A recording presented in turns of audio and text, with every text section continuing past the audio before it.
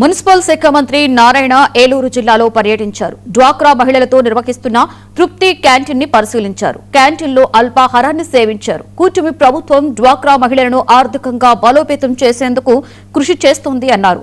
ఇందులో భాగంగానే క్యాంటీన్ల ప్రోత్సహిస్తున్నట్లుగా తెలిపారు. అర్బన్ ప్రాంతాలలో 28 లక్షల మంది మహిళలు ఉన్నారన్న ఆయన ప్రభుత్వం రుణాలు మంజూరు చేసి మహిళలను పారిశ్రామికవేత్తలను చేయాలనే సంకల్పంతో ముందుకు వెళ్తున్నట్లుగా పేర్కొన్నారు.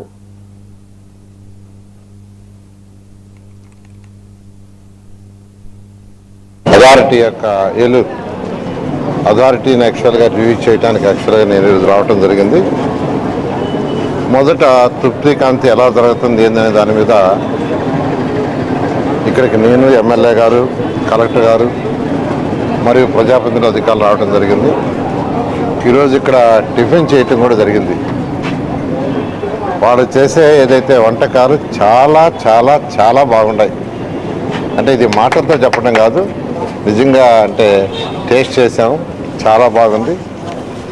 ముఖ్యంగా ఈరోజు మన రాష్ట్రంలో ఈ యొక్క అర్బన్ అథారిటీలో 28 లక్షల మంది మెఫ్మాలు ఉన్నారు. మెఫ్మా మహిళలు 28 లక్షలు.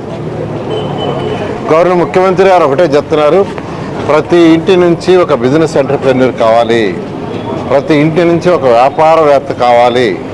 వారి యొక్క డైరెక్షన్ ఆ విధంగా ఈరోజు ఇటు మెఫ్మా కావచ్చు, డ్వాక్రా కావచ్చు, అదేవిధంగా రాష్ట్రానికి ఇస్తున్నారు. ఆ నేపథ్యంలో ఈ యొక్క ఏలూరులో ఈ యొక్క మెఫ్మా వాళ్ళు ఇక్కడ ఈ తృప్తి క్యాంటీన్ ఏర్పాటు చేయటం, ఒక 2004లో ఏర్పడిన గ్రూపు వాళ్ళలో ఒక నలుగురికి యాక్చువల్గా ఇది ఇచ్చారు. 11 లక్షలు యాక్చువల్గా దీనికి లోన్ ఏర్పాటు చేయడం జరిగింది. మొత్తం 13,75,000 అయింది. అథారిటీ యొక్క ఏలూరు అథారిటీ